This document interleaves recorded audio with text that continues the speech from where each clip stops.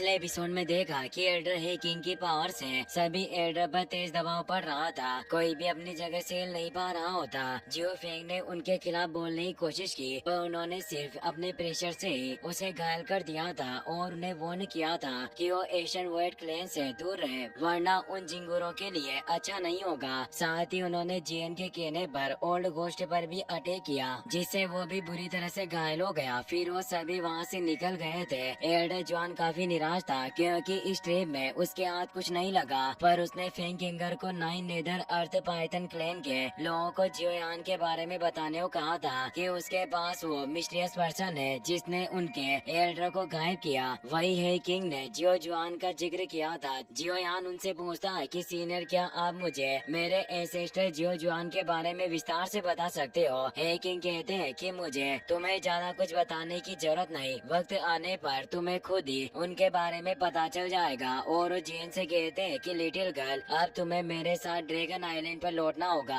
जेन अपना मुंह फेर लेती है और कहती है कि मैं वापस नहीं जाऊंगी। वो जगह बिल्कुल भी मजेदार नहीं, ना ही वहाँ कोई मजा है। एल्डर हे किंग कहते हैं कि सीनियर एल्डर का आदेश है इसीलिए मुझे तुम्हें साथ लेकर चलना ही होगा। मैं इस मामले में कुछ नहीं कर सकता। साथ ही तुमने अभी तक एशियन ड्रैगन क्लैन की विरासत को भी पूरा नहीं किया है जिससे तुम्हारी पावर नहीं बढ़ी, और अब तुमने ड्रैगन फिनिक्स ओरिजिन फ्रूट को भी हासिल कर लिया है इसीलिए तुम्हें उस फ्रूट को एजो करने के लिए वापस एशियन वर्ल्ड ड्रैगन क्लैन में लौटना चाहिए। जियन कहती है कि मुझे आपकी कोई बात नहीं सुननी और वो जियोयान के पीछे जाकर छिप जाती है और उन्हें चिढ़ाने लगती है। एल्डर हेकिंग कहते हैं कि तुम अपने करंट स्टैंड के साथ जियोयान के साथ रहोगी तो तुम उस पर सिर्फ एक बोझ ही बनोगी। क्या पता एक दिन तुम्हारी वजह से जियोयान की जान मुसीबत में पड़ जाए, इसीलिए एक बार तुम अपनी एशियन वर्ल्ड ड्रैगन की विरासत को पूरा कर लो तो तुम्हारी ताकत काफी बढ़ जाएगी और कोई भी तुम्हें फिर कहीं भी जाने से नहीं रोकेगा। साथ ही उस समय तुम किसी पर बोझ भी नहीं रहोगी। जियोयान उनकी बातों को समझता है पर जियन जियोयान से दूर नहीं होना चाहती थी इसीलिए वो काफी दुखी होती है। जियोयान लिटिल फेरी डॉक्टर भी काफी दुखी होते हैं। लिटिल फेरी डॉक्टर कहती है कि अगर मेरे जाने से जियोयान सलामत रहेगा तो मैं आपके साथ ड्रैगन आइलैंड पर चलने को तैयार हूँ। लिटिल फेरी डॉक्टर उसके पास आती है और कहती है कि जेन तुम्हें कठिन अभ्यास करना होगा जिससे तुम स्ट्रॉन्ग बन पाओगी। जियोयान भी पिल की एक बोतल को बाहर निकालता है और उसे पिल देते हुए कहता है कि तुम पहले इन्हें खा लेना, उसके बाद ही तुम अपने ड्रैगन क्लैन की विरासत को प्राप्त करना। मैं तुम्हारे लिए और पिल्स को रिफाइन करूंगा ताकि बाद में तुम उन पिल्स को खा पाओ। जेन उन पिल्स को ले लेती है पर वो अभी भी काफी दुखी थी। वो कहती है कि तुम सभी मेरी फैमिली हो और मैं तुमसे दूर नहीं होना चाहती। लिटिल फेरी डॉक्टर बताती है कि जैसे ही तुम अपने ड्रैगन क्लैन की विरासत को खत्म कर लोगी तब तुम हमें ढूंढने आना। जेन उसकी बात समझ आती है और वो उदास हुई जाने लगती है। उसकी आंखों में आंसू थे पर वो नहीं चाहती कि उसके दोस्त भी दुखी हो, इसीलिए वो आंसू पोंछकर उनसे कहती है कि तुम सभी को भी कड़ी मेहनत करनी होगी क्योंकि कहीं ऐसा ना हो कि मैं तुम सभी से आगे निकल जाऊं। जियोयान इससे मुस्कुराने लगता है क्योंकि जेन का यही अंदाज तो उसे पसंद है। वो कहती है कि तुम मेरे लिए एडवांस में पिल को रिफाइन करके रखना क्योंकि ड्रैगन आइलैंड का खाना इतना अच्छा नहीं होता, इसीलिए जब मैं वापस लौटूंगी तो मैं काफी भूखी रहूंगी। जियोयान उसकी बात समझ जाता है। एल्डर हेकिंग भी से इमोशनल हो जाते हैं। जियन उन सभी से बाय करती है। हेकिंग कहते हैं कि बिग गाय जियोंग तुम भी मेरे साथ आ सकते हो क्योंकि तुम्हारे एशियन ड्रैगन बेयर क्लैन मेरे वर्ल्ड एशियन ड्रैगन क्लैन का एक सब ओबीडेंट कबीला है, इसीलिए ड्रैगन आइलैंड पर हमारे साथ चलने से तुम्हें कई बेनिफिट मिलेंगे। जियोंग इससे काफी खुश होता है और वो उनके पास आ जाता है। हेकिंग जियोयान से कहते हैं कि तुम्हें होल ऑफ सोल्स से केयरफुल रहना होगा क्योंकि इस मामले के बाद वो तुम्हें आसानी से जाने नहीं देगा। जियोयान कहता है कि सीनियर आपके इस रिमाइंडर के लिए आपका तहे दिल से शुक्रिया, लेकिन मेरे पिताजी को होल ऑफ सोल्स के द्वारा किडनैप कर लिया गया था, इसीलिए मैं पहले से ही होल ऑफ सोल्स के साथ लाइफ एंड डेथ की बैटल लड़ रहा हूँ। रिप्लाई में वो कहते हैं कि अगर ऐसी बात है तो तुम्हें केयरफुल रहना होगा और अपना ख्याल रखना।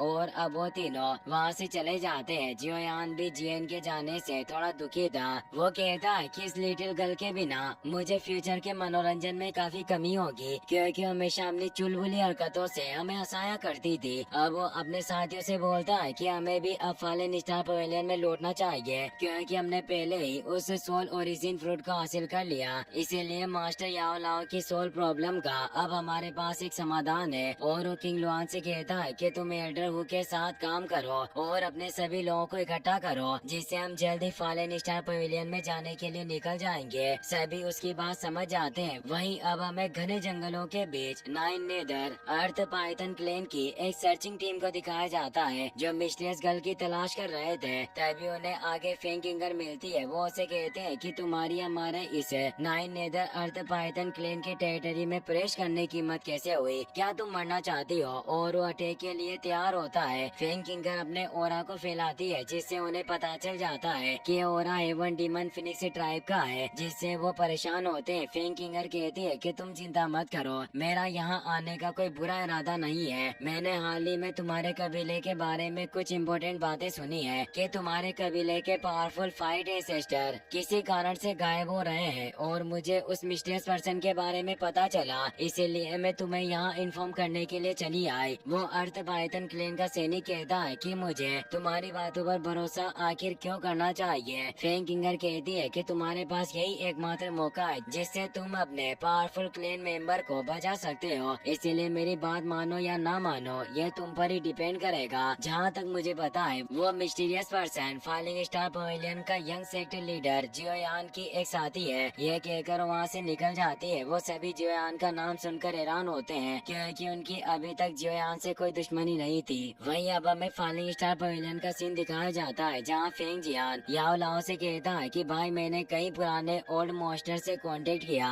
जिनके साथ हमारे अच्छे रिलेशनशिप है। वो सभी सहमत हो चुके हैं। एक बार तुम अपनी पीक पावर को रिस्टोर कर लो तो वो सभी फालिंग स्टार पवेलियन के गेस्ट एल्डर के रूप में शामिल हो जाएंगे। याओ लाओ कहते हैं कि अगर मैं अपनी पीक पावर को रिस्टोर कर सका तो हमारे फालिंग स्टार पवेलियन में होलो सोल्स का सामना करने की शक्ति होगी। इस तरह मैं उन्हें सुरक्षा की गारंटी दे सकता हूँ और सभी एल्डर हमारे साथ शामिल हो जाएंगे। फेंग जियान कहते हैं कि जियोयान और उसके साथी कई समय से वेस्ट डोमेन में है, वो जल्दी आने वाले होंगे। मैं इसी बात को लेकर उत्सुक हूँ कि उन्होंने सोल ओरिजिन फ्रूट हासिल किया या नहीं। ऐसा सुना गया है कि इस बार प्राचीन खंडरों में कई सारे स्ट्रॉन्ग मेंबर आए थे, जिसमें वो होलो सोल्स के लोग शामिल थे। याओ लाओ कहते हैं कि तुम चिंता मत करो, सब कुछ ठीक होगा। तभी उन्हें जियोयान के ओरा का एहसास होता है, जिससे वो खुश होते हैं कि वो वापस लौट आया, और वो बाहर आ जाते हैं। बाहर फालिन स्टार पवेलियन के डिसिपल भी शिप को देखकर खुश हो रहे थे। वो कहते हैं कि यंग पवेलियन मास्टर वापस लौट आए। जियोयान भी किंगलिन और अपने सभी दोस्तों के साथ अपने मास्टर के पास आने लगता है। याओ लाओ कहते हैं कि फाइनली जियोयान सही सलामत वापस लौट आया। वाकई काफी खुशी की बात है। जियोयान अपने मास्टर के पास आ जाता है। वो उन्हें और एल्डर फेंग जियान को रेस्पेक्ट देता है। याओ लाओ से पूछते हैं कि क्या तुम ठीक हो? जियोयान कहता है कि सब कुछ ठीक है, मैं अपने मिशन में फेल नहीं हुआ, मुझे सोल ओरिजिन फ्रूट मिल चुका है। फेंग जियान कहते हैं कि लड़के काफी अच्छा हुआ।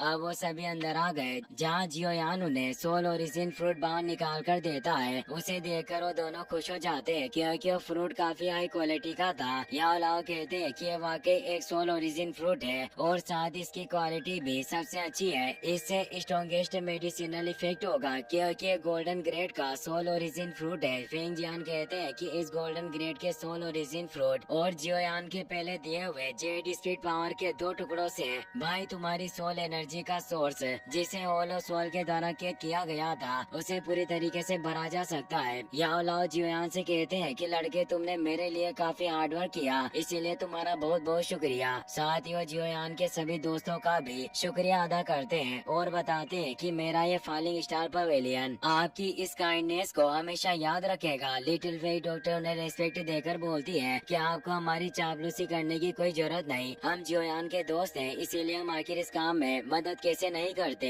एल्डर तियानो भी कहते हैं कि ऐसी एक छोटी सी समस्या थी। याओ लाओ बोलते हैं कि जियोयान वाकई काफी भाग्यशाली है जो उसके पास आप जैसे दोस्त है। मैं भी इससे काफी ज्यादा खुश हूँ। और जियोयान से कहते हैं कि अगर उस वक्त तुम्हारे पिता को पता होता कि ये छोटा लड़का आगे चलकर एक इतना पावरफुल व्यक्ति बन जाएगा तो निश्चित रूप से उन्हें तुम पर नाज होता। जियोयान को भी अपने डेट की याद आने लगती है। साथ ही उसे ऑल ऑफ सोल्स पर गुस्सा भी आता है कि उनकी वजह से उसके पिता को बहुत दर्द झेलना पड़ रहा है। वो याओ लाओ से पूछता है कि मास्टर क्या आप जानते हैं कि मेरे पिता को ऑल ऑफ सोल्स के सेंट्रल प्लेन्स की कौन सी ब्रांच में रखा हुआ है? याओ लाओ निराश हुए कहते हैं कि उन्हें सेंट्रल प्लेन्स की किसी भी ब्रांच में नहीं रखा गया, वो किसी दूसरी जगह पर है। जियोयान भी दुखी होता है। याओ लाओ बताते हैं कि ऑल ऑफ सोल्स की फाउंडेशन और ताकत इतनी ज्यादा सिंपल नहीं है जिसे सतह से देखा जा सके। ये होलो सोल्स जितना ऊपर से दिखता है उससे ज्यादा इसकी जड़ें जमीन से मजबूत है। जियोयान पूछता है कि मास्टर आप कहना क्या चाहते हो, होलो सोल्स के पीछे क्या और दूसरी शक्तियाँ भी मौजूद है। याओ लाओ हमें जवाब देते हुए बताते हैं कि होलो सोल्स शुरू से ही काफी विशाल और मिस्टीरियस रहा है। मुझे जहाँ तक लगता है कि इस मिस्टीरियस होलो सोल्स के पीछे पावरफुल सोल कबीले का भी हाथ है। जियोयान कहता है कि क्या वो सोल क्लेन एक एशियन क्लेन के लेवल का हो सकता है जिसे प्राचीन काल से विरासत मिली हो। तो हमें जवाब देते हैं। जियोयान जोश के साथ कहता है कि इससे कोई फर्क नहीं पड़ता कि होलो सोल से कितना भी मजबूत हो, मैं अपने पिता को जरूर बचा कर रहूंगा।